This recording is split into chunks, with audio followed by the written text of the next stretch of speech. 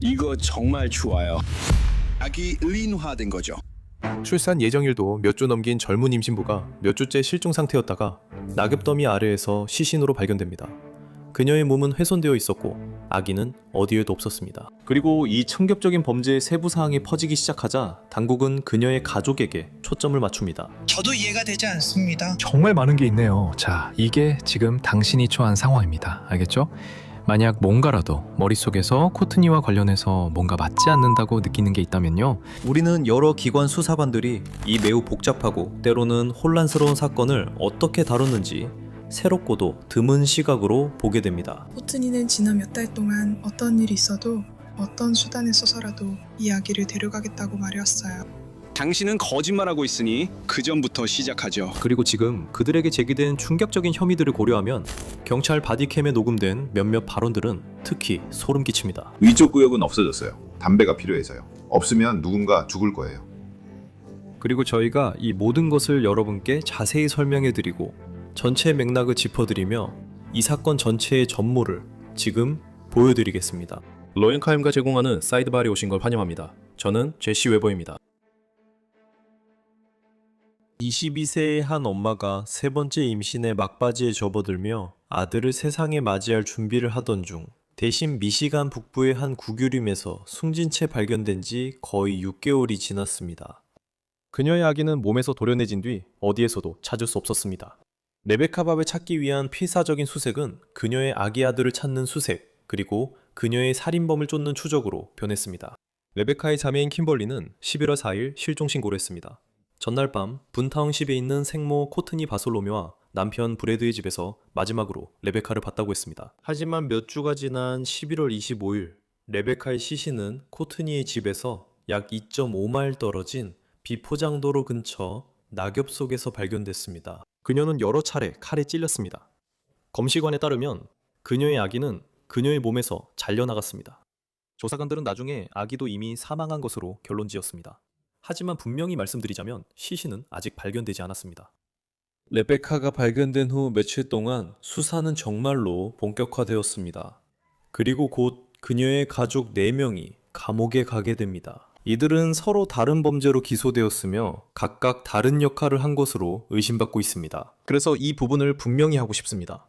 왜냐하면 실제로 모든 관심과 초점은 두 사람, 즉 그녀의 어머니를 포함한 두 사람에게 맞춰져 있기 때문입니다.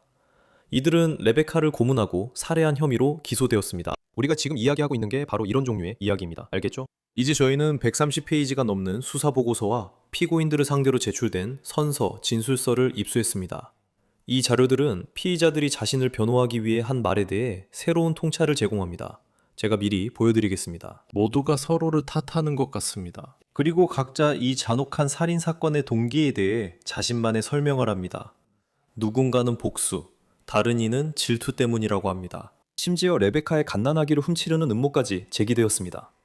그리고 용의자들로부터 얻은 모든 정보 외에도 수사관들은 틱톡에서 퍼지는 소문에도 대응해야 했습니다. 누구한테 들었어? 그거 전부 틱톡에서 들었어. 야, 그거 틱톡 라이브에 다 퍼졌어. 그래, 사람들 완전 난리였어, 진짜. 틱톡에서 차 안에 있던 사람들 얘기하던데 너 그거 봤어? 아니 나 틱톡 안 보려고 하고 있었거든.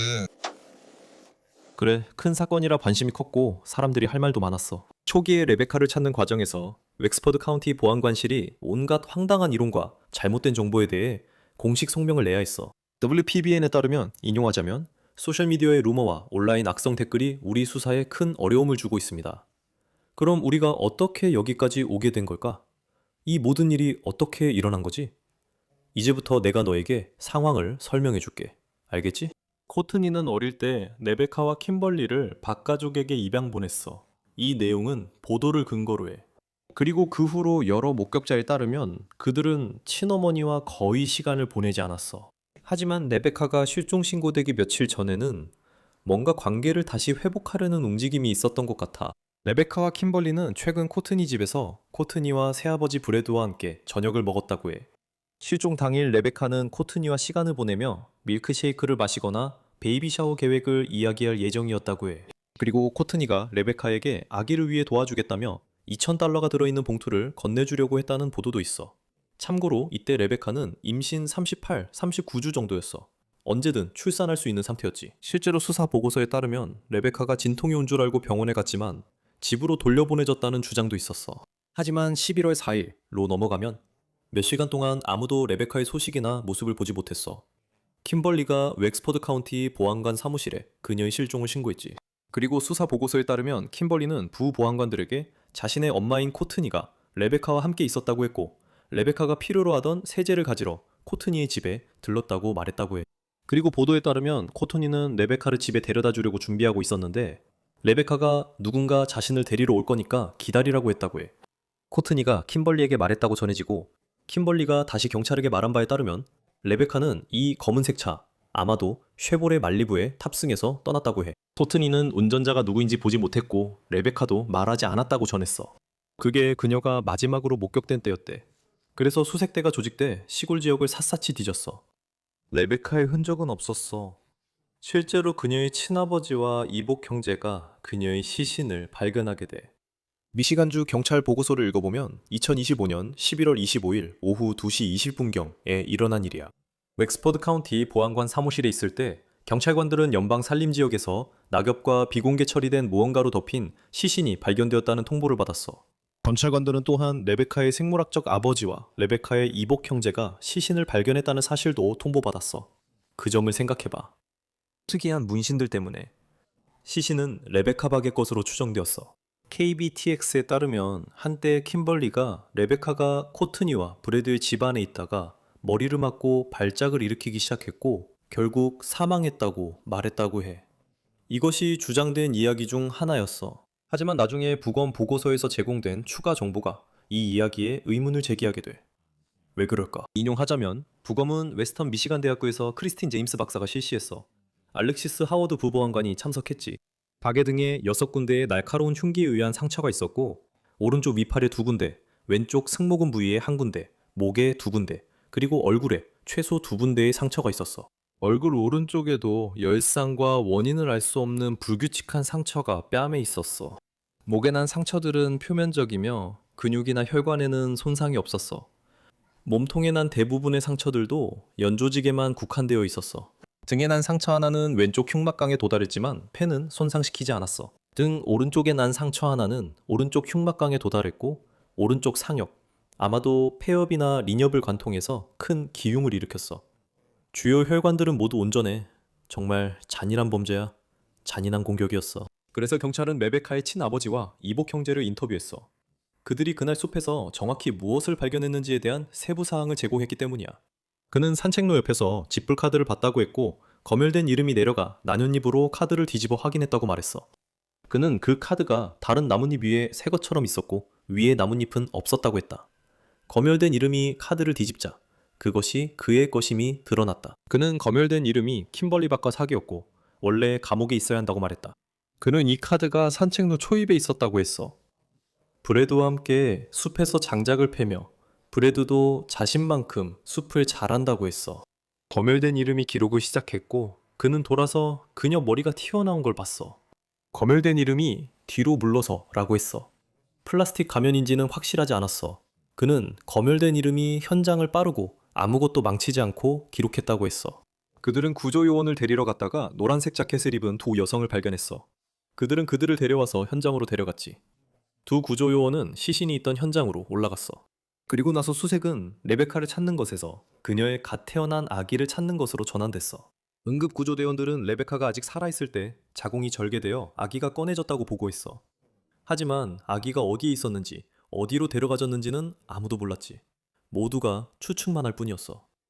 그래서 형사들은 레베카와 가장 가까운 사람들, 그녀의 친어머니 코트니, 의붓아버지 브래드, 언니 킴벌리, 그리고 약혼자 리처드 파울러에게 집중하기 시작했어. 모두 중요한 인물들이었지. 알겠어, 리처드. 리치라고도 불리는 그는 레베카의 아기의 아버지로 알려져 있었어. 하지만 나중에는 브래드가 사실 자신의 의붓딸을 임신시켰다는 주장이 제기됐어. 그래, 그 주장에 대해서는 곧 더 자세히 이야기할 거야. 하지만 다시 리치 이야기로 돌아가자. 여기서부터 상황이 정말 복잡해지거든? 레베카와 리치는 한동안 사귀다가 결국 헤어진 것으로 알려졌어. 그리고 그때 리치가 레베카의 엄마인 코트니와 바람을 피우기 시작했다는 주장이 나왔어. 수사관들에 따르면 코트니는 리치와 함께하기 위해 브래드와 이혼할 계획이었다고 말했다고 해. 하지만 그 계획은 무산된 것 같아. 그래서 리치는 다시 레베카와 만나는 것처럼 보였지. 또 레베카가 엄마와 리치의 성관계를 알았는지도 확실하지 않아. 나도 마찬가지야. 그래서 이제 레베카와 리치는 다시 만나서 약혼까지 했어. 그리고 아이도 기대하고 있지. 하지만 알고 보니 리치에게는 또 다른 여자가 있었다고 해. 레베카의 여동생 킴벌리야. 그래, 킴벌리는 나중에 경찰에게 리치와의 관계가 복잡했다고 말했어. 그녀가 수사관들에게 거짓말을 하고 리치가 레베카 실종에 연루됐다는 점을 오도한 혐의를 받고 있다는 걸 생각하면 복잡하다는 말로는 부족하지. 이 부분은 곧 다루게 될 거야. 하지만 11월 말 코트니, 브래드, 킴벌리, 리치는 모두 여러 혐의로 체포됐었어. 다시 말하지만 각자 다른 혐의와 역할이 있었지만 그 중에서도 가장 중대한 혐의는 브래드와 코트니에게 적용됐어. 그리고 분명히 말하자면 킴벌리와 리치는 레베카의 살해나 시신 유기와 직접적으로 관련된 혐의로 기소된 건 아니야. 알겠지? 하지만 웩스퍼드 카운티 검사에 따르면 재판 전 석방 가능성에 대한 심리에서 바솔로뮤 가족이 레베카 박을 고문하고 살해했다고 해. 이 사건에서는 두 사람이 계획을 세웠어. 그들은 조사를 했어. 그들은 레베카 박을 집으로 데려왔어. 그녀를 강제로 차에 태워 숲으로 데려가서 칼로 찔렀고 그녀를 땅에 눕힌 채로 결국 배를 갈라 아기를 꺼냈어. 그 결과 그녀와 아기가 모두 죽게 됐어. 이 사건은 정말로 끔찍하고 참혹한 사건이야. 그리고 나는 미스터 바솔로뮤에게 어떤 상황에서도 보석이 허락되어서는 안 된다고 생각해. 나는 이 수사 보고서와 피고인들이 형사들에게 했거나 했다고 전해지는 말들을 분석해 무슨 일이 있었는지 알아보고 싶어. 이제 우리가 이 내용을 살펴보면서 보고서의 일부가 가려져 있다는 점을 말씀드리고 싶어. 이는 아마도 사람들의 신원이나 수사관들이 아직 공개하고 싶지 않은 특정 정보나 증거를 보호하기 위한 것일 거야. 이건 민감한 범죄야. 예를 들면 이름이 가려진 인물은 레베카 실종 후 또 다른 이름이 가려진 인물이 코트니가 레베카 실종의 책임을 이름이 가려진 인물에게 돌리려 한다고 말했다. 그는 코트니와 관련해 가려진 내용 때문이라고 믿었다. 하지만 용의자들을 상대로 제출된 선서 진술서들과 새롭게 공개된 바디캠 영상 덕분에 우리는 경찰이 알아낸 내용을 어느 정도 맞춰볼 수 있게 됐어. 그래서 나는 11월 25일 브래드와 코트니 바솔로뮤가 집에 있는 장면부터 시작하고 싶어. 이 시점에서 그들은 레베카가 죽었고 아기가 사라졌다는 소식을 들은 상태야. 과학수사대 감식 요원들이 현장에 나와 있고 부부 감시를 위해 보안관실 소속 경관들이 배치돼. 부부는 거실 소파에 함께 앉아있는 것 같아. 코트니는 자신이 나중에 잔인하게 살해한 혐의를 받게 될 딸에 대한 소셜미디어의 소식을 소리내어 읽고 있는 것으로 보여.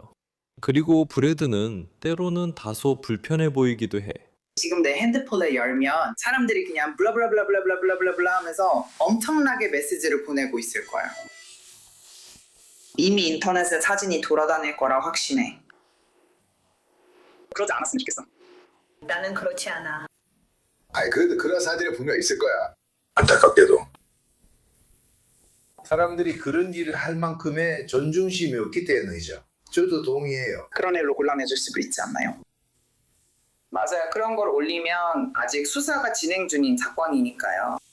솔직히 잘 모르겠어요. 잘 모르겠는데 궁금하긴 해요. 밖은 잘 모르겠고 게시된 것만 봤어요. 레베카 박의 시신이 분타운십의 AT 트랙 도로 근처에서 발견되었습니다. 3주 전에 처음 실종 신고가 접수되었습니다.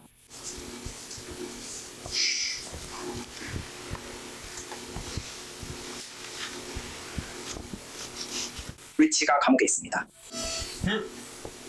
그들은 가서 그와 이야기했어요. 그는 감옥에 있어요. 게시됐어요.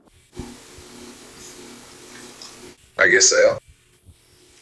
길거리에서 모든 걸 믿을 수 없어요. 가족에 따르면 레베카의 아기의 아버지가 웩서 카운티 교도소에 수감되었다고 합니다. 그는 교도소에서 한 통화 중에 자신이 살인사건과 관련되어 수감되고 있다고 말한 것으로 전해졌습니다. 이 정보는 아직 공식적으로 법 집행기관에 의해 확인되지 않았습니다. 추가적인 라이프 360 정보에 따르면 레베카의 자매인 킴벌리 박이 현재 확인된 소식이 들어오는 대로 계속해서 업데이트를 공유하겠습니다. 이 시간 동안 레베카와 그녀의 가족을 생각해 주시길 바랍니다. 가족이 뭐라고 했는지. 하지만 다시 말하지만 이건 소셜미디어잖아요. 거기서 듣는 모든 걸 다 믿을 수는 없어요.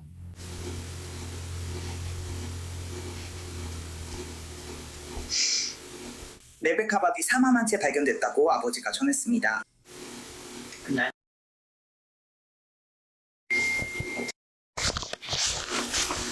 이건 멈추지 않을 거예요. 아니요 선생님, 제가 이미 말씀드렸잖아요. 경찰에 따르면 새로운 신뢰할 만한 정보는 아직 나오지 않았어요. 스티프가 지금 레베카 박 실종 사건에서 수사에 별다른 진전이 없다고 전합니다.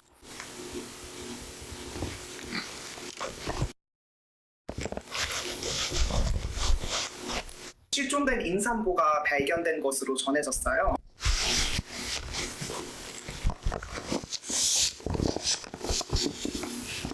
난 네가 그걸 왜 읽는지 모르겠어. 난 그들이 그렇게 보도하는 걸 듣고 싶지 않아. 난 그걸 생각하고 싶지 않아. 그리고 뭐라고 불러야 할지 모르겠지만 흥미로운 복선이라고 할 수도 있겠지. 일부 소셜미디어 정보에 따르면 브래드가 체포됐다는 얘기가 있어. 그거 별로 좋지 않네. 아니 난 그러고 싶지 않아. 레베카는 코트니의 집 뒷마당에서 자리를 찾았어. 좋아, 우리 다시 여기로 돌아왔어. 브래드가 체포됐어. 안녕 얘들아. 내가 감옥에 있는 줄도 몰랐네. 너희는 알았어?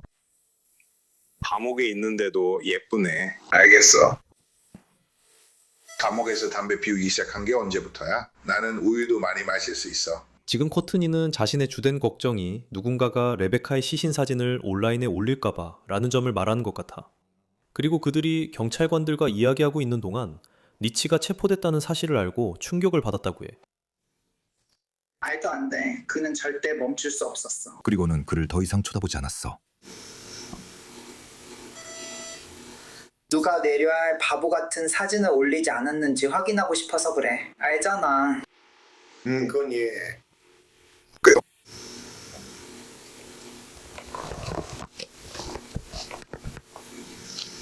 이게 사람들이 움직이는 방식이야. 모르겠어. 쥐카프 같은 거라고 해야 하나?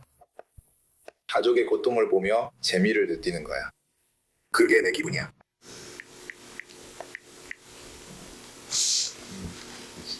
그건 의미 없어. 애써 신경 쓸 필요도 없어. 그는 지금 감옥에 있어서는 안 돼. 그래, 그래서는 안 돼. 그리고 자해하겠다고 해서 안 돼, 알지? 그건 정말 힘들겠네. 상상만 해도 알 것 같아. 내가 겪는 일도 이런데 그 사람이 겪는 일은 어떨지 짐작만 돼. 알겠어. 하지만 확실히 뭔가 일어나고 있어. 지금 수사 나기에게는 아니야. 내가 그 애를 낳았어. 그래. 저 아이가 내 아기야. 알겠어. 코트니는 현장 감식 요원들이 얼마나 걸릴지 궁금해하고 방새 이 일이 계속되는 건 원하지 않는다고 말해. 그리고 브래드는 여기서 흥미롭게 반응해. 들어봐. 이 현장 조사 원래 이렇게 오래 걸리나요? 모든 게 달라졌어. 모든 사건마다. 하지만 알다시피 모든 사건은 다 달라. 나는 그들이 무엇을 다루고 있는지, 심지어 무엇을 찾고 있는지도 잘 몰라. 왜냐하면 분명히 이건 꽤 독특한 상황이기 때문이야. 그러니까 분명히 이건 모두에게 정말 심각하고 중요한 일이야. 그들은 단지 자신들이 할 수 있다는 걸 확실히 하고 싶어해. 항상 모든 걸 철저히 확인하고 싶어해. 도대체 몇 명이나 그걸 오염시켰는지 궁금하네. 그랬으면 좋겠어. 정말 답을 좀 얻어봐야겠어. 이건 그냥 내 생각이야. 얼마나 걸리는지 모르겠어. 솔직히 말해서 이런 일을 겪어본 적이 없어서 얼마나 걸릴지 전혀 감이 안 와. 그 남자가 그냥 들어와서 그 사람이 누군진 모르겠지만 이렇게 말했어. 하룻밤 묵고 싶으세요? 그래서 나는 하룻밤이면 아침 내내 내 방이 다 차지될 텐데? 라고 생각했어. 맞아요. 그래서 이제 감식반이 여기 있다는 건 알아요. 이제 사람들이 듣기 시작하는 것 같아요. 네, 뭔가 준비를 시작하는 것 같아요. 곧 그 질문은 아마 그분들한테 해야 할 것 같아요. 당연히 얼마나 걸릴지 그분들이 잘 알고 있을 테니까요. 저는 전혀 짐작도 못하겠어요.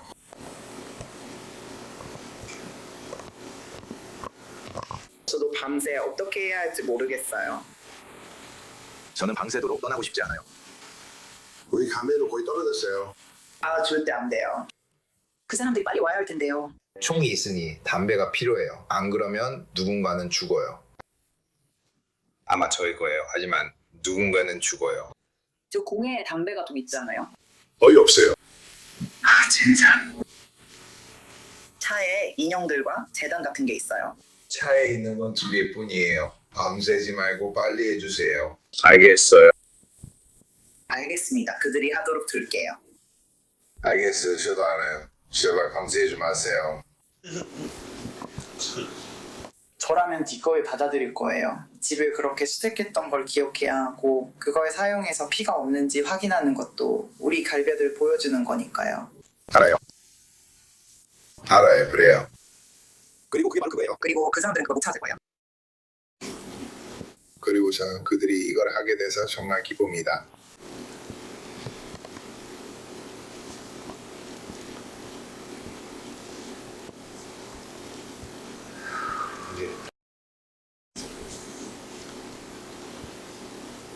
저는 아무것도 걱정하고 싶지 않아요.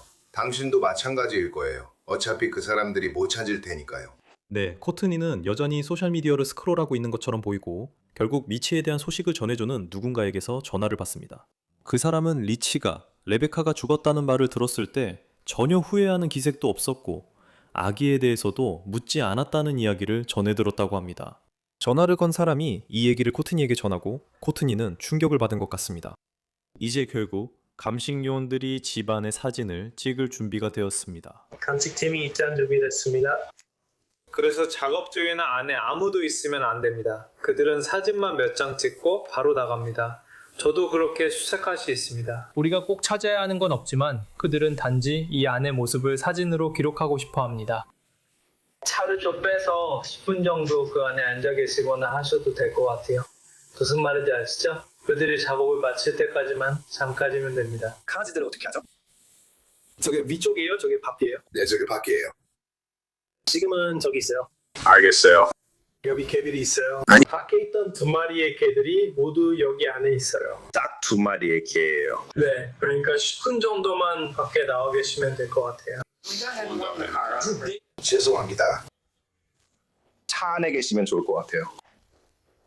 영장이 있나요? 네, 맞아요. 제가 볼 수 있을까요? 네, 어디에서요? 지금 트럭이 약간 예열되고 있어요.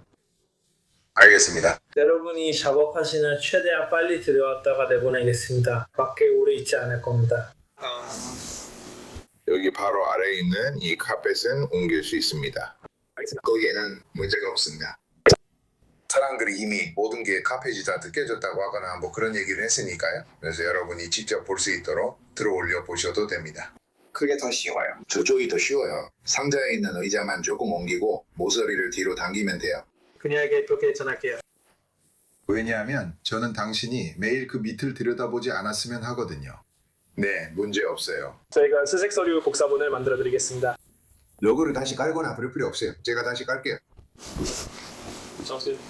네, 여러분 나가면 바로 시작하겠습니다. 브래들리에게 집중하겠습니다. 지금 브래들리 버설에 대해 말씀드릴게요.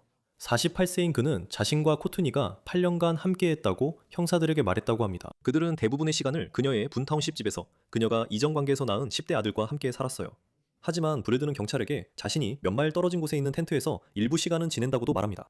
그래서 브래드는 검사들에 따르면 위조, 무면허 운전부터 절도 미수, 작물 취득까지 모든 것을 포함한 긴 범죄 전력이 있다고 합니다.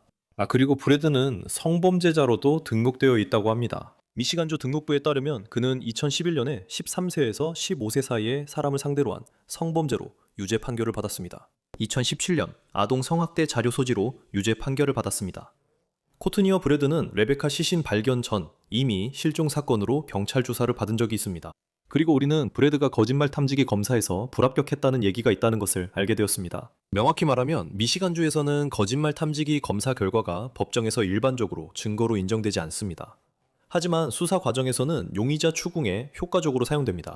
11월 25일 미시간주 경찰 형사가 나쁜 소식 전달 후 브래드를 차로 불러 개인적으로 얘기하자 했고 그의 바디캠이 켜져 있었습니다.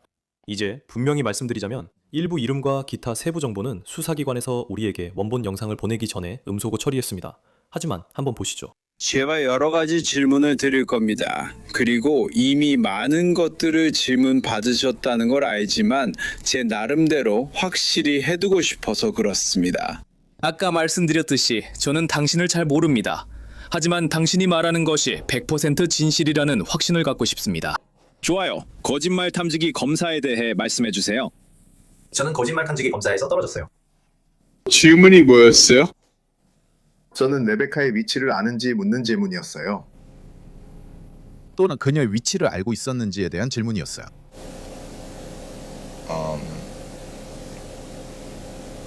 제가 레베카를 해쳤거나 누가 레베카를 해쳤는지 알고 있었는지에 대한 질문이었습니다. 질문을 좀 이상하게 표현해요. 이제 법 집행기관이 브래드와 코트니에게 정말 집중하게 된 이유 중 하나는 그들이 레베카의 휴대전화를 집에서 멀지 않은 비포장 도로에서 발견한 사람들이었기 때문입니다. 그리고 그 휴대전화는 수사관들에게 전달되기 전에 여러 사람의 손을 거친 것으로 보입니다. 브래드에 따르면 리치는 휴대전화의 위치에 접근할 수 있었고 그 위치에 스크린샷을 보냈다고 합니다. 휴대전화가 어떻게 위치가 추적됐는지 설명해 주세요. 단계별로 알려주세요. 휴대전화 위치를 찾아 여기 왔습니다.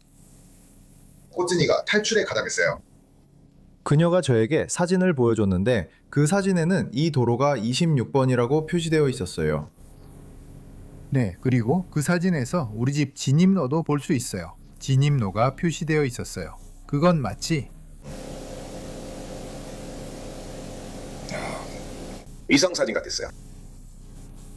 그래서 제가 그게 길이 건너편이라는 거 알아요? 라고 했어요. 그녀는 어디요? 라고 하더라고요. 그래서 제가 그냥 여기로 차를 몰고 오면 우리 같이 26번 도로로 내려가요. 그녀는 알겠어요 라고 했어요. 그래서 그녀가 길을 건너서 운전해 왔어요. 그리고 여기서 그 방향으로 빠지는 비포장 샛길은 오른쪽 길 하나뿐이에요. 저 아래 오른쪽으로 굽는 길이 하나뿐이에요. 거기가 시작하기에 가장 좋아요. 제가 보기엔 차를 몰고 내려갈 수 있는 유일한 곳이에요. 그리고 그녀가 멀리 가지는 않을 거예요. 그녀는 그때 임신 38주였어요. 그녀는 멀리 걷지 않았어요. 레베카는 그렇지 않았어요. 그래서 저는 그 길을 따라 걷기 시작했어요. 차에서 내려서 그 길을 걸었죠. 저는 타이어 자국이 난 흙길 위로만 걸었어요. 저는 그 자국만 따라 걸었어요. 계속 걸었죠. 그리고 제가 조금 트인 곳과 약간의 커브에 도착했을 때 그녀의 휴대폰이 바로 거기에 있었어요. 제가 걷던 흙길에서 이정도 떨어진 곳에 그냥 놓여 있었죠. 저는 멈춰서 그걸 가리켰고 집어들어서 코트니에게 이스케이프 차 창문으로 건네줬어요. 코트니가 그걸 껐죠. 제가 운전한 건 코트니가 운전하는 걸 별로 안 좋아해서예요. 운전하는 걸 좋아하지 않거든요.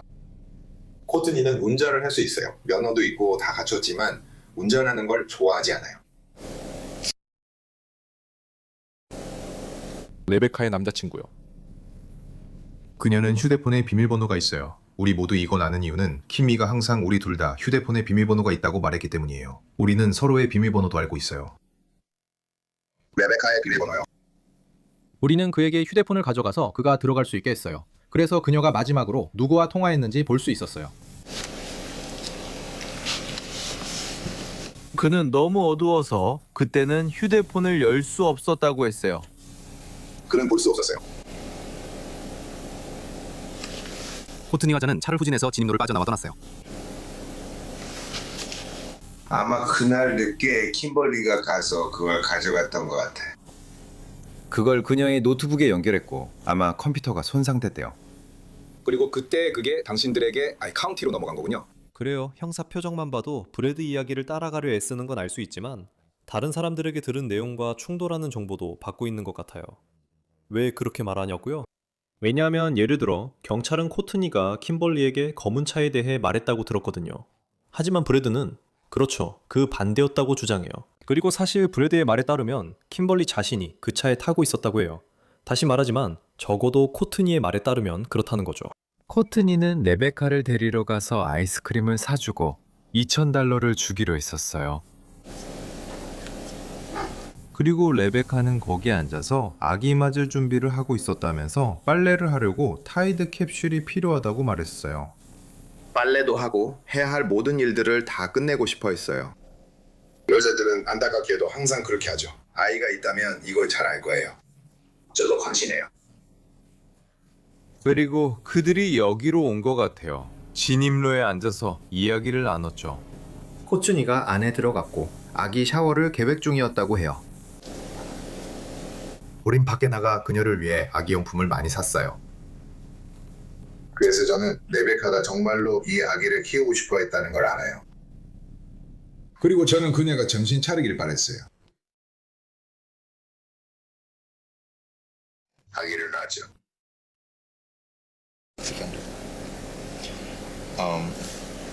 그리고 그녀가 검은 차로 떠나며 엄마에게 곧 온다고 했다는 말을 들었을 때 그 검은 차는 어디에 있었나요?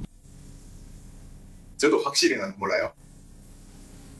저는 여유 있지 않았어요. 어디에 있었어요? 저는 제 텐트에 있었어요. 당신의 텐트는 어디에 있어요? 하리에타 쪽에 있어요. 하리에타까지 가신 거죠? 네. 저는 계속 여기 있었어요. 하리 때문에 거의 3주째 여기 있었어요. 코트니가 차가 어디 있다고 했죠? 지금요. 그들이 진입로에서 후진해 나갔어요. 그들이 차를 후진해서 진입로 밖으로 나갔어요. 그녀가 차를 앞으로 빼려고 하자 레베카가 잠깐만요 엄마, 누가 와서 저를 데려갔대요 라고 말했어요. 코트니가 저한테 말했어요. 그래서 그녀는 코트니의 차에서 내려서 이 차에 타려고 했어요. 그리고 지금 당신이 저한테 말하는 건 킴벌리가 이제 그 차에 있었다고 말한다는 거죠. 네. 그리고 그녀가 레베카에게 말했다고 하셨죠? 그녀가 어젯밤에 코트니에게 그렇게 말했다고요? 아니요, 그녀는 토요일에 코트니에게 그렇게 말했다고 했어요. 토요일. 그녀가 와서 트럭에서 자기 물건을 꺼냈을 때요. 그럼 그녀가 그 차가 누구 차라고 했나요? 아니요. 코트니는 저한테 그 차가 누구 거라고 말하지 않았어요. 그녀가 정말로 그렇게 말했다면 저는 몰라요. 알겠어요. 저도 이해가 안 돼요. 이건 정말 엉망진창이에요. 자, 지금 당신이 처한 상황을 설명해 드릴게요. 정말로 하리에타에 있는 텐트에 계시다면 제가 거짓말한다고 말하는 건 아니에요. 제 입장에서도 생각해 보셔야 한다는 거예요. 지금 춥잖아요. 그래요? 차도 다치고 모든 게 힘들어요. 그래요? 하지만 제 말은 당신은 저에게 보고하는 것보다 훨씬 더 많은 것을 알고 있잖아요. 왜냐하면 제가 듣기로는 코트니가 한 말들이 있다는 걸 알고 있기 때문이에요. 그리고 킴벌리가 보고하는 것도 있어요. 그리고 또 다른 것들도 있죠.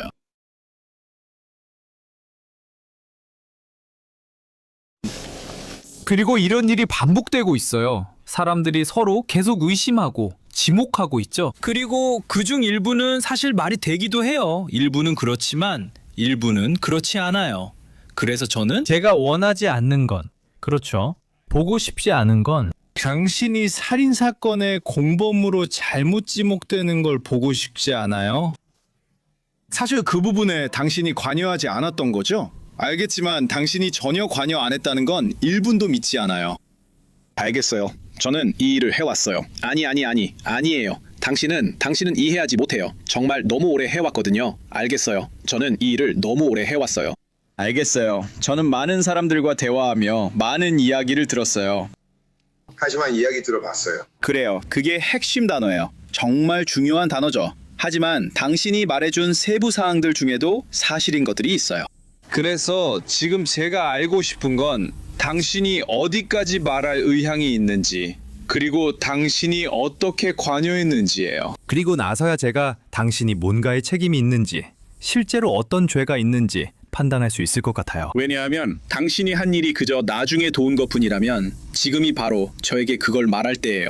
제가 어떤 약속을 하는 건 아니에요. 그냥 말씀드리는 건데, 만약 그런 순간이 있다면 제가 당신이 얘기할 수 있는 마지막 사람이라는 거예요. 죄송한데 지금 저한테 변호사가 필요하다고 말씀하시는 건가요? 당신은 체포된 게 아니니 변호사가 필요하다고 말씀드리는 건 아닙니다. 만약 당신이 체포된 상태라면 분명히 변호사를 선임할 권리가 있고 변호사가 동석할 수 있으며 미란다 원칙도 고지받게 될 겁니다. 하지만 지금은 체포된 상태가 아닙니다. 당신이 체포되지 않은 데에는 이유가 있습니다. 제가 당신의 도움이 필요하기 때문입니다. 그리고 저는 당신이 이 살인 사건을 저질렀다고 생각하지 않습니다. 그게 가장 큰 이유입니다. 아닙니다. 하지만 불행하게도 아시다시피 이런저런 일들이 있죠. 경찰에게 실제로 말하지 않은 것들을 당신은 알고 있습니다. 그리고 당신이 저에게 줄 수 있는 세부 정보들이 있는데 그것들이 우리 수사에 상당한 도움이 될 수 있습니다. 그리고 그것은 당신이 이 사건의 주요 용의자로 지목되지 않도록 하는 데에도 상당한 도움이 될 것입니다. 그녀가 말한 건 검은새 차가 다가왔다는 것뿐이에요. 그녀가 8시 30분에 그 차에 탔다고 했어요. 그리고 이제는 그 차에 있던 사람이 킴벌리였고 킴벌리에게 보냈다고 해요. 그리고 킴벌리가 그걸 그녀의 엄마에게 보냈어요. 그녀가 킴벌리가 어딘가 버스에 있었고 다른 곳에서 아기를 낳고 있었다고 말했나요?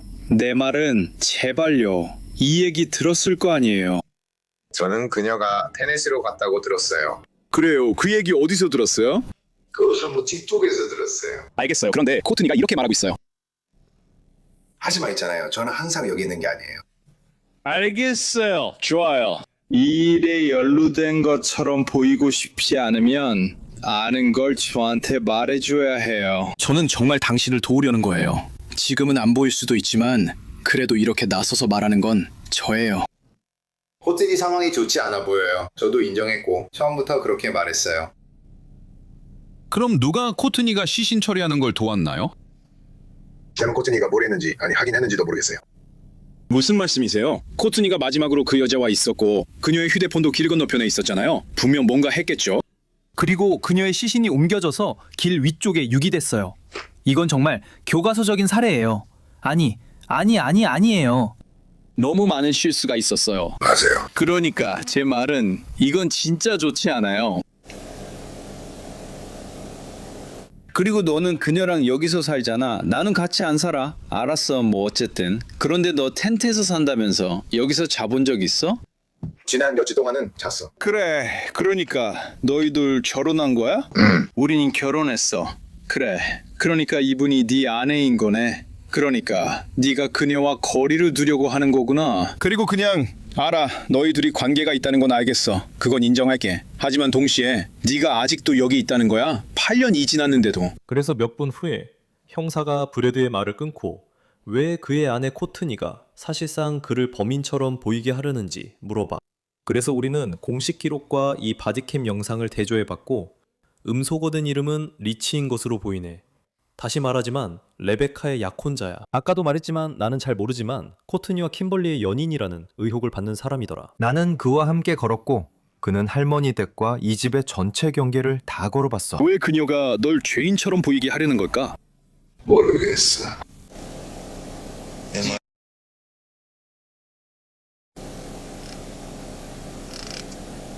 알겠어. 그런데 그녀는 네가 했다고 생각하는 거야?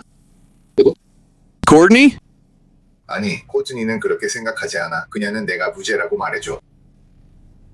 왜냐하면 코트니는 누가 그랬는지 알고 있으니까. 알겠어. 누가 그랬는지 말해줘. 누가 그랬는지 몰라. 알겠어. 네가 생각하는 범인은 누구야? 나는 그녀라고 생각해. 알겠어. 내가 생각하는 범인은 이 사람이야.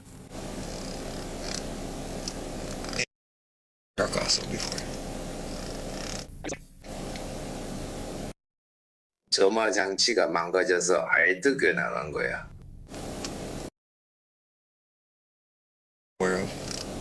하지만 내가 항상 여기 있진 않아. 레베카 실종 후엔 계속 여기 있었어.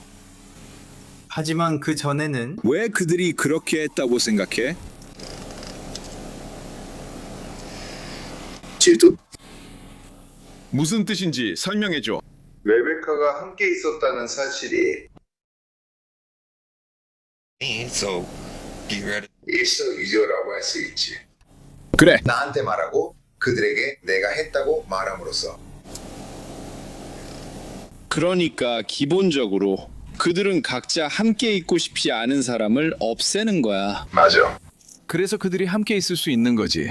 그리고 이제는 그녀가 이미 빠져나갔으니까 그들은 모든 힘을 다해서 너를 지목하려고 할 거야. 이 인터뷰를 보면 브래드가 코트니와 리치에게 책임을 돌리고 있는 것 같아. 그건 꽤 타당한 주장이라고 생각해. 하지만 그는 거기서 멈추지 않아. 왜냐면 킴벌리까지 끌어들이는 것 같거든. 진술서에 따르면 브래드는 이 사건이 있기 바로 전날 조사관에게 자신이 2025년 11월 1일 토요일에 코트니 바솔로뮤, 레베카 박, 그리고 킴벌리 박과 저녁 식사 자리에 있었다고 말했다고 해. 이때 브래들리는 킴벌리가 집 뒤에 있는 2개의 길에 대해 자신에게 개인적으로 물어봤다고 말했다. 그리고 킴벌리는 레베카를 치워야겠다고 말했다고 해. 11월 30, 코트니와 브래드는 체포됐어. 그들은 분리됐고 신문을 받았지. 처음에는 브래드가 자신의 아내와 리치가 범인이라고 주장하는 이야기를 계속 고수하는 것처럼 보였어. 진술서에 따르면 그는 코트니가 리치와 끔찍한 일을 저질렀다고 했지만 구체적인 내용은 말하지 않았다고 했어. 브래드는 레베카 실종 이야기를 듣고 모든 상황이 연결됐다고 했어. 또 코트니가 무슨 말이라도 하면 인생을 지옥으로 만들겠다고 협박했다고 진술했어. 하지만 결국 브래드는 자신과 코트니가 레베카를 숲으로 데려간 사람들이라고 인정했다고 해. 하지만 그는 폭력은 전혀 없었고 모든 게 코트니 때문이라고 단호히 주장하는 것 같아. 진술서에는 이렇게 적혀 있어. 브래들리는 실제로 칼로 찌르기 시작한 건 인용하자면 코트니가 그냥 칼을 집어들고 레베카를 찌르기 시작했다고 말했다고 해. 칼은 코트니 오른쪽에 있었어. 그는 코트니가 레베카를 가슴에 찔렀다고는 알지만 코트니가 휘두르기 시작하자 트럭에서 뛰쳐나가 확신할 수 없다고 했어. 또한 기소장에는 코트니가 아기를 자기 것으로 하려 했을 가능성이 언급돼 있지만 이는 아직 혐의에 불과해. 브래드에 따르면 코트니는 아이를 원했던 것 같고 브래드가 성범죄자 신분이라 입양을 할 수 없었다고 해. 진술서에는 브래들리가 코트니가 자기 혈육을 가르고 아기를 꺼낼 수도 있는 사람이라고 동의했다고 적혀 있어. 그는 코트니가 또 다른 아기를 돌보고 양육하는 것에 집착하고 있다고 동의했어. 그리고 그녀가 레베카를 공격해서 아기를 꺼낼 가능성이 충분히 있다고도 동의했지. 그래서 이 수사 보고서에는 아기가 어머니에 대한 이 잔혹한 공격에서 살아남지 못했다고 나와 있어. 그리고 브래드는 형사들에게 아기가 우는 소리를 한 번도 듣지 못했고 아기가 움직이는 것도 본 적이 없다고 진술했어.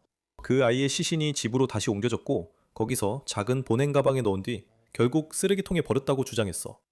그의 시신은 아직까지 발견되지 않았어. 좋아요. 그러니까 이제 우리에게 그 쓰레기통이 어디 있는지 보여주려고 했던 거죠. 잠시 후에 우리는 곧 브래드가 증거를 버렸다고 주장되는 장소와 레베카가 사망한 장소를 형사에게 안내하는 듯한 바디캠 영상을 보여드릴 겁니다. 네, 곧 그 부분을 다루겠습니다. 그런데 그게 브래드의 이야기였죠? 그럼 코트니는 어땠을까요? 아직 수사관들로부터 그녀의 녹음된 인터뷰를 받지 못했지만 기소문서에는 그녀에 대한 충격적인 혐의들이 제시되어 있습니다. 코트니는 딸이 고문당하고 살해된 게 브래드 때문이고 자신은 막지 못했다고 말합니다. 서로 책임을 미루는 것 같지 않나요? 그래서 그녀는 수사관들에게 남편 브래드와 그리고 한때 연인이었다고 주장하는 리치 사이의 갈등에 대해 이야기한 것으로 보입니다. 코트니는 리치가 브래드가 성범죄자 신분과 관련된 규칙을 위반했다고 경찰에 신고했다고 주장하는 것 같습니다. 그리고 그녀는 브래드가 리치를 벌주려고 레베카를 해치려 했다고 경찰에 말했다고 전해집니다. 또한 코트니는 레베카의 아기가 실제로는 미치가 아니라 브래드의 아이였다고 주장했다고 합니다. 분명히 말씀드리자면 그 주장에 대한 추가 정보는 없었습니다. 하지만 이 진술서에 따르면 코트니는 과학수사팀이 그들의 집을 촬영한 다음 날 브래드를 직접 추궁했다고 주장합니다. 그리고 그녀는 브래드가 욕설이 가득한 분노의 폭언을 퍼부으며 리치가 잘못된 사람을 건드렸다고 말했다고 합니다. 인용하자면 그녀는 이것이 모두 복수극이라는데 동의한다고 합니다. 코트니가 딸에게 무슨 짓을 했냐고 묻자 브래들리는 내가 그녀의 목을 그었다. 그럴만했다. 고 답했습니다. 그녀는 브래들리가 리치도 마땅히 그런 일을 겪어야 했고 그 대가를 치르게 될 사람이 하필 당신 딸이었다고 말했다고 했습니다. 코트니는 손자에 대해 물었을 때 브래들리가 걔는 쿨러에 넣고 쓰레기 봉투에 넣어서 쓰레기통에 버렸어 라고 말했다고 했습니다. 이제 코트니의 많은 대답들이 이것이 일종의 사전 계획된 음모였다는 것을 시사했습니다. 수사관들은 이 혐의들이 사실이라면 왜 코트니가 브래드가 이렇게 되기 전 아무 조치를 하지 않았는지 궁금해했습니다. 여기 한 예시가 있습니다. 인용하자면 한 달 전에 브래들리와 제왕절개에 대해 나눴던 대화를 다시 떠올리며 그는 휴대폰으로 그것을 검색했다고 진술했습니다. 왜 그런 대화를 했냐는 질문에 코트니는 브래드가 일어날 거라고 해서 라고 답했습니다. 코트니는 브래드가 리치 앞에서 레베카의 배를 갈라 아기를 꺼낼 거라고 말했다고 했습니다. 코트니는 그 말을 신경 쓰지 않았다고 했습니다. 이제 코트니는 브래드가 자신과 레베카를 강제로 트럭에 태워 숲으로 데려갔다고 진술한 것으로 알려졌습니다. 코트니는 브래드가 레베카를 공격했다고 주장하며 트럭 글러브 박스에서 메스를 꺼내 아기를 꺼내기로 급히 결정했다고 말했습니다. 살아있던 레베카가 그렇게 하라고 했다고도 했으며 자신은 레베카를 찌르지 않았다고 진술했습니다. 코트니는 손자를 구하려고 했을 뿐이라고 했으며 딸을 구해야 했냐는 질문에는 그럴 수 없었다고 답했습니다. 그래서 코트니는 아기 남자아이를 당국에 넘겨서 그의 아버지인 리치에게 돌려보내려고 했다고 주장합니다. 아이를 살리지 못하자 그는 부드러운 재질의 보냉 가방에 넣어줬습니다. 앞서 브래드가 형사 둘을 범죄 현장에 데려갔다고 했죠. 그 장면은 영상에 있습니다. 하지만 그는 자신과 코트니, 레베카가 이 숲에 온 이유와 경위에 대해 다소 모호하게 말합니다. 그리고 그는 적어도 2개의 쓰레기통 위치를 형사들에게 보여준 것으로 보이며 그곳이 의붓 딸을 찌르는데 사용한 칼을 버린 장소라고 주장했습니다.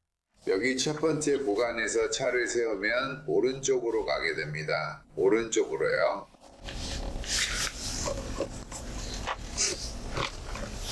그리고 저게 바로 그 쓰레기통입니다. 중앙에 있는 거예요.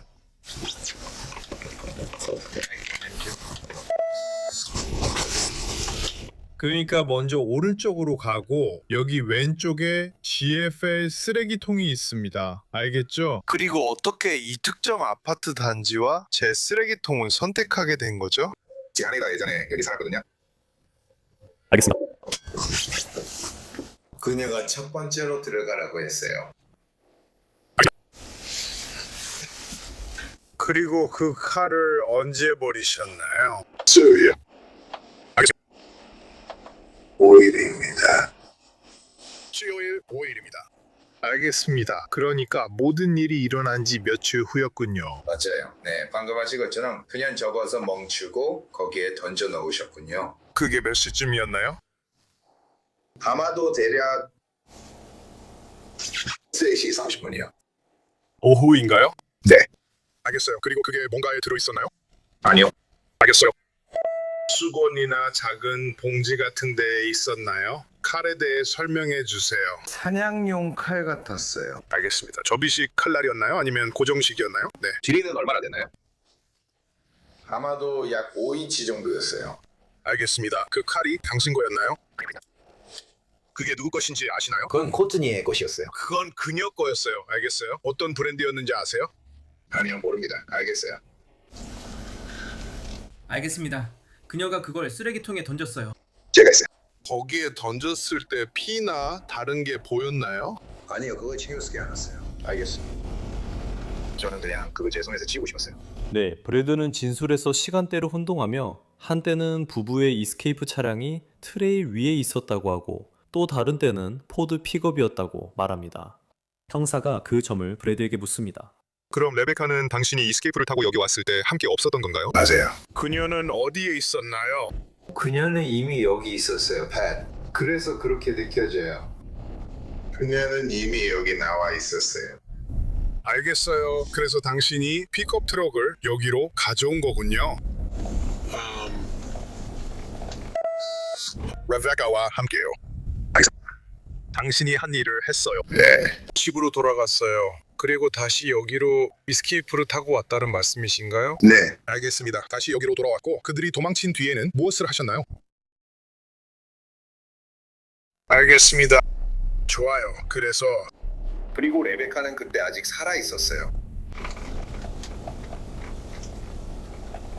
그럼 레베카는 혼자서 이곳에 오랫동안 있었던 건가요? 아니요. 아마 10분 정도였을 거예요. 15분이요? 그녀는 달리거나 도망칠 수 없었나요? 임신 중이었나요? 38주였어요. 맞아요. 당신들은 픽업 트럭을 타고 나갔다가 다시 돌아왔죠. 왜 바꿨죠? 코트니가 원해서요. 수건이랑 강렬을 원해서요.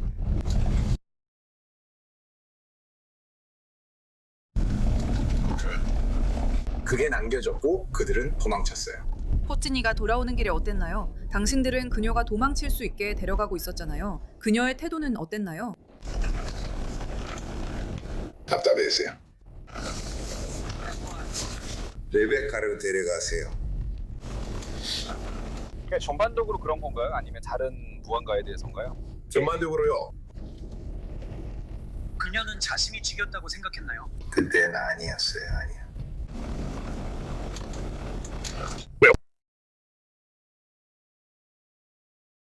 왜냐하면 그들은 딸들이 엄마로서 그녀를 고마워하지 않는다고 느끼기 때문이에요. 집으로 돌아오는 길에 그녀와 함께 걸었어요.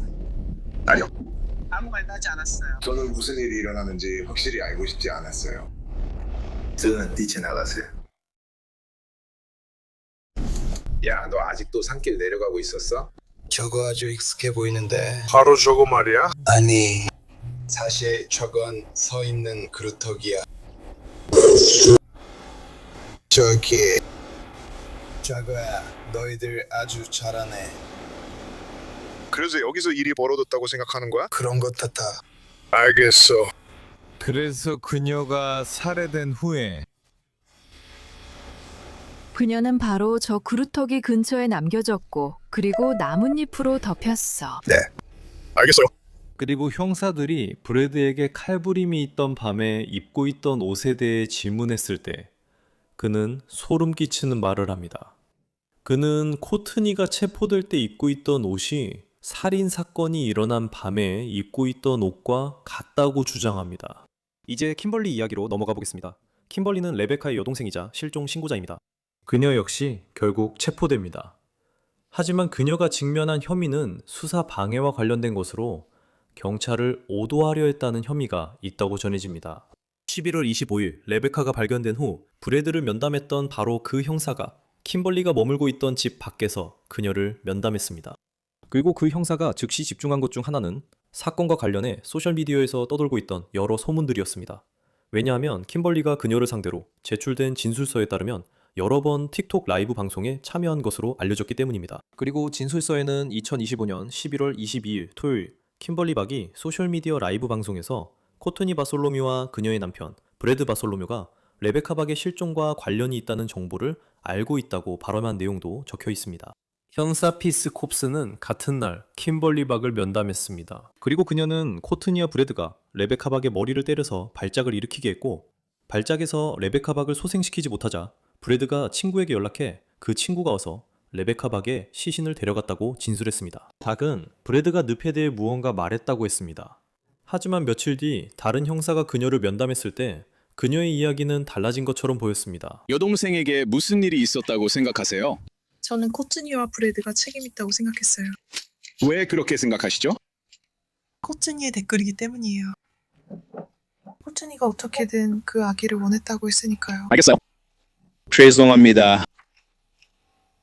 그녀는 어떤 일이 있어도 아기를 원했어요.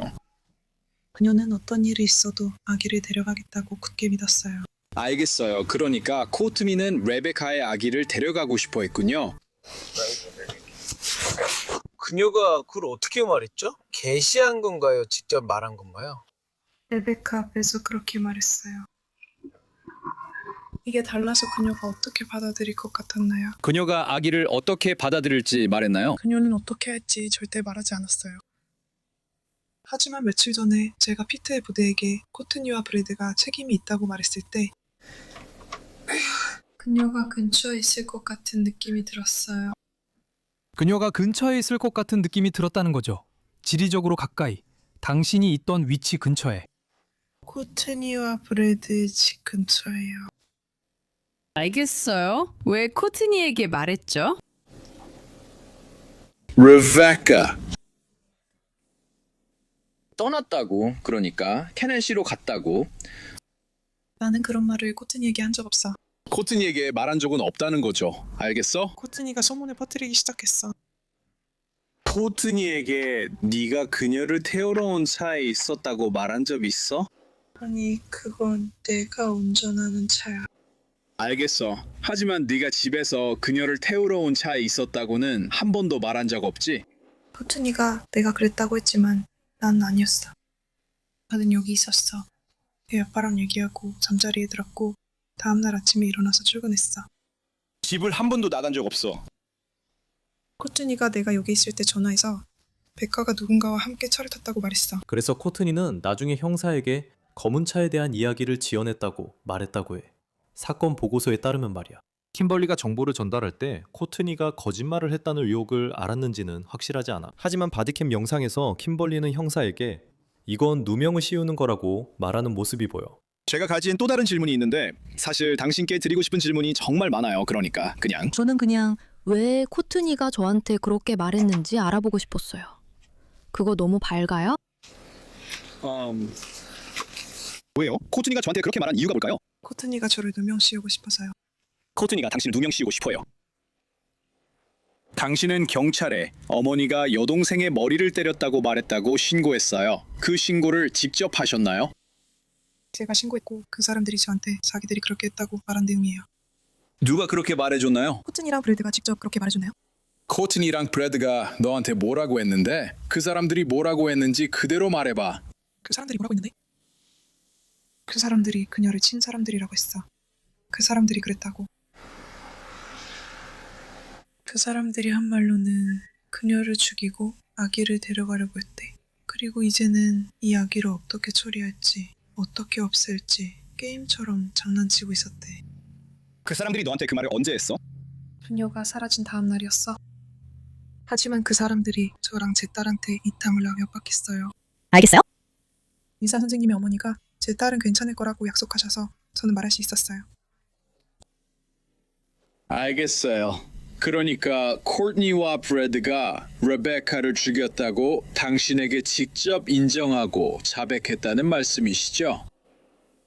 포트니는 몇 달간 무슨 일이 있어도 이 아기를 데려가겠다고 했어요. 어떤 수단을 써서라도요. 거짓말이네. 그러면 거기서 시작하자. 알았어? 그건 사실이 아니야. 그 사람들이 너한테 그렇게 안 말했다. 알겠어? 그러니까 우리 서로 제대로 이야기하고 그냥 사실대로 말할 수 있을 정도는 돼야 해. 왜냐하면 너는 내게 진실을 원하고 나도 너에게서 진실을 원하니까. 그리고 지금 우리는 네가 어떤 상황에 처해 있는 그런 지점에 와 있어. 알겠지? 넌 체포된 것도 아니고 그런 건 아니야. 하지만 내가 그런 지점까지는 가야 해.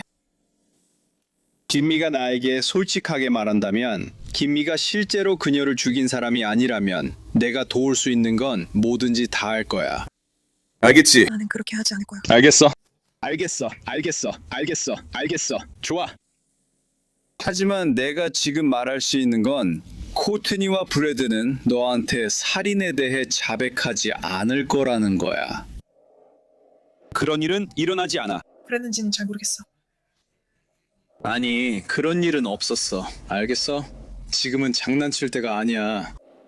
난 여기 장난치러 온 게 아니야. 알아내라고, 형사님. 난 이 일을 30년째 하고 있어. 알겠어요. 그래서? 처음부터 시작해서 무슨 일이 있었는지 말씀해 주세요. 알겠습니다. 그리고 나서 당신이 얼마나 책임이 있는지, 그리고 내가 도울 수 있는 게 있는지 알아보겠습니다. 지금 말씀드릴 수 있는 건 정직함만이 당신을 도울 수 있다는 점입니다. 코트니와 브래드가 자기들이 그랬다고 인정했다고 거짓말을 늘어놓는 건 소용없어요. 이런 일을 하는 사람들은 남에게 말하지 않아요. 알겠어요? 당신이 연루된 거 알아요? 어느 정도로 연루됐는지 말해줘야 해요. 지금 우리에겐 많은 증거가 있어요. 알겠어요. 증거가 뭔지는 말하지 않을 거예요. 경찰은 그렇게 일하지 않으니까요. 경찰은 이렇게 일합니다. 당신이 나한테 뭔가를 말하면 나도 당신에게 뭔가를 말해주죠. 그리고 나서 내가 도울 수 있는 만큼 도와줄게요. 약속은 못하지만 그게 사고였는지 아니면 당신이 의도한 일이었는지 혹은 그냥 그 자리에 있었던 건지 알아야 해요. 지금이 저와 이야기할 시간이에요.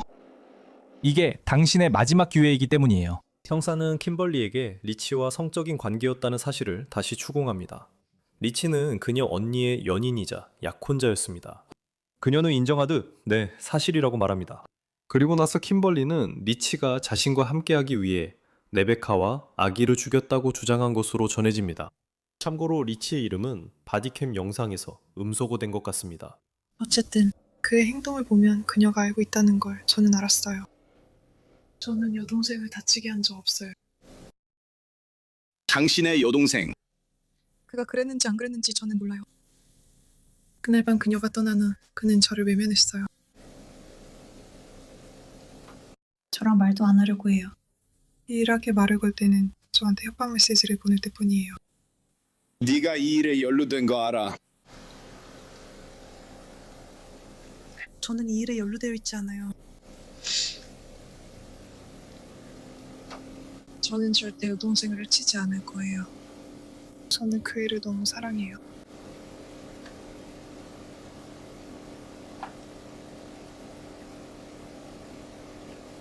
그럼 누가 그랬죠? 누가 그랬는지 모르겠어요. 그래서 형사는 킴벌리가 집안에 들어가서 화장실을 쓰게 해줘요. 그리고 그녀가 다시 나왔을 때 바로 수갑이 채워집니다. 손을 등 뒤로 하세요.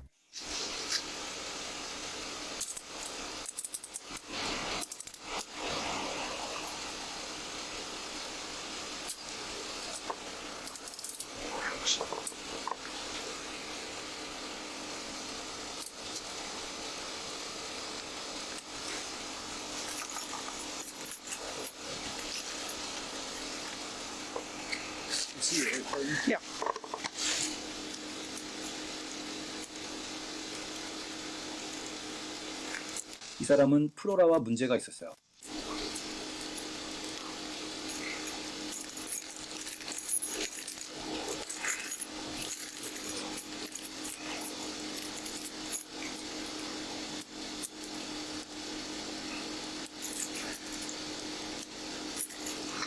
알겠어요. 제가 볼게요.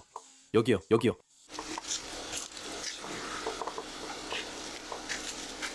조심하세요. 좋아요. 이제 우리가 할 일을 말씀드릴게요. 그래서 당신은 체포되는 겁니다. 실종자 사건을 수사하는 경찰에게 일부러 거짓 정보를 제공하면 그 사건이 살인으로 이어졌을 때 처벌받을 수 있습니다. 알겠습니까? 그래서 그렇게 하면 안 됩니다. 절대 해서는 안 될 일입니다. 처음에 저에게 솔직하지 않은 것에 대해 말하는 건 아닙니다. 알겠죠? 제가 말하는 건 당신이 일부러 형사에게 제공한 정보에 관한 겁니다. 그게 어떤 이유에서였는지는 모르겠지만요. 그 사람을 당신의 남자친구라고 불러야 하나요? 제 말은 당신들이 남자친구, 여자친구 사이였던 것처럼 들리거든요. 그래서 지금부터 당신에게 미란다 원칙을 고지하겠습니다. 알겠죠? 이제 당신은 체포된 상태입니다. 그리고 당신도 이해가 된다면 제가 당신을 체포할 수밖에 없었습니다. 지금 당장 당신을 체포하고 싶진 않았지만 당신이 준 정보를 바탕으로 어쩔 수 없이 체포해야 했습니다. 알겠어요? 당신이 일부러 경찰에게 거짓말을 해서 그를 감싸주려고 했다고 말했으니 지금은 당신을 체포하지 않을 수 없었어요. 왜냐하면 당신들이 결국 함께 하려고 이런 일을 벌였다는 걸 알게 됐으니까요. 알겠어요. 제가 경찰로서 제대로 일하지 않는 거군요. 알겠어요. 제가 설명한 이 권리들을 이해하셨나요, 키미? 네. 좋아요. 이미 이야기했던 내용에 대해 다시 얘기하고 싶어요. 이 권리들을 포기하고 제 질문에 답하실 의향이 있으신가요? 네. 알겠습니다. 좋아요. 왜 코트니에게 당신이 차에 있었다고 말했죠? 저는 코트니에게 차에 있었다고 한 적 없어요. 그녀는 제가 말하고 싶지 않은 사람이에요. 그럼 그녀가 저에게 거짓말한 거군요. 네, 그녀가 그랬어요. 알겠습니다. 왜 일부러 그 형사에게 줬죠? 제가 말하는 형사가 누군지 아시나요? 그 평화봉사단 사람이요. 왜 일부러 그 평화봉사단 사람에게 코트니에 대해 말했죠? 이 일에 코트니가 연루됐다고요? 왜 그렇게 했어요? 왜 그녀에게 코트니와 브래드가 이 일을 했다고 말했어요? 내가 그렇게 하지 않았다면 나도 그녀처럼 될 뻔했으니까요. 그리고 당신은 그녀처럼 된다는 게 무슨 의미라고 해석했나요? 그냥 사라지는 거요. 그냥 사라지는 거요. 아무 설명도 없이 그냥 사라지는 거요. 그리고 그녀라고 할 때 누구를 말하는 거죠? 제 자매요. 자매분이 누구죠? 레베카요. 레베카요. 알겠어요. 이제 어떤 종류의 논의와 계획을 나눴나요? 그녀를 없애고 둘이 함께하기 위해서요. 유일한 방법은 그냥 그녀를 버리는 것뿐이라고. 그녀의 시신을 버리라고요? 아니요. 그러니까 그녀랑 헤어지란 거예요. 그게 네가 그에게 한 말이 전부였어. 네. 알겠어. 그래서 이제 그녀가 실종됐을 때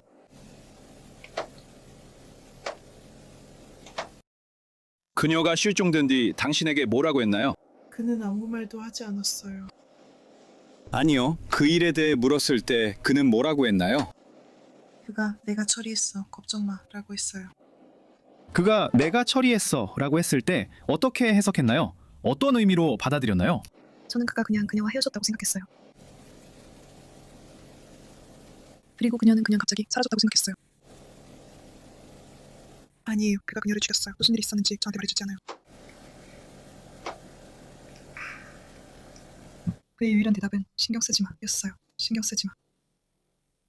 아무것도 할 필요 없어. 그래야 그 일로 처벌받지 않으니까. 그가 너에게 경찰에 거짓말하라고 시켜서 네가 곤란해졌잖아. 정말 끔찍한 생각이었어. 그래서 네가 지금 여기서 수갑을 차고 있는 거야. 만약 그가 너한테 다른 말도 했다면 진짜 너를 공경에 빠뜨린 거지. 그는 심지어 네 아기 아빠의 카드를 현장에 두고 갔어. 그러니까 그게 일부러가 아니라고 말해봐. 그건 별로 좋아 보이지 않아. 그러니까 그는 마치 다른 사람이 한 것처럼 보이게 하려고 하는 거야. 그런데 알고 보니 그 카드 주인은 감옥에 있어서 할 수가 없었고, 하지만 그의 아기 엄마는 감옥에 있지 않아서 결국 다시 너를 의심하게 되는 거지. 내 말 무슨 뜻인지 알겠어? 그러니까 그는 네가 연루된 것처럼 보이게 만든 거야. 나는 연루되지 않았어. 그가 뭘 했는지 몰라. 그가 나한테 그녀에게 무슨 짓을 했다고 말했다면 나는 바로 경찰에 갔을 거야.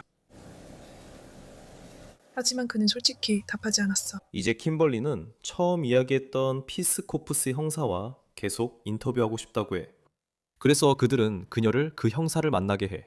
그 부분의 인터뷰는 영상으로 공개되지 않았지만 여기 진술서에 따르면 그녀가 말했다고 알려진 내용이 있어. 킴벌리 팡는 2025년 11월 4일 리차드 파울러의 집에서 그가 리베카 팡을 죽였다고 말했으며 킴벌리를 보호하려고 자세한 내용은 밝히지 않겠다고 진술했다. 파크는 파울러와의 또 다른 대화에서 레베카의 배를 갈라 아기를 꺼내려다 문제가 생겼다고 그녀에게 말했다고 진술했어. 그녀는 파울러가 레베카 관련해 다른 남자가 도왔다고 진술했다고 말했다. 파크는 파울러가 자신에게 수사를 혼란스럽게 하라고 부추겼고, 그래서 자신이 소셜미디어 라이브 방송에서 잘못된 정보를 공유했다고 말했다. 팡는 피스콥스 형사에게 파울러가 수사가 자신에게 가까워질까 걱정했다고 말했다.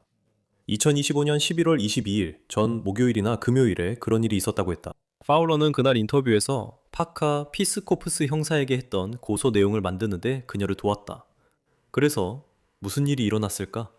킴벌리는 증거 조작, 경찰 허위 진술, 허위 신고로 기소됐고 12월 3일에 $5,000 보석금 중 일부를 내고 풀려났다.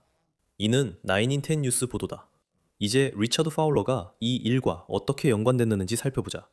기억해봐. 그는 이 살인사건 수사와 관련해서 이 그룹 중에서 처음으로 체포된 사람이었어. 하지만 그는 레베카 파켓 사망에 직접 연루되지 않았으며 다른 혐의로 기소되었다.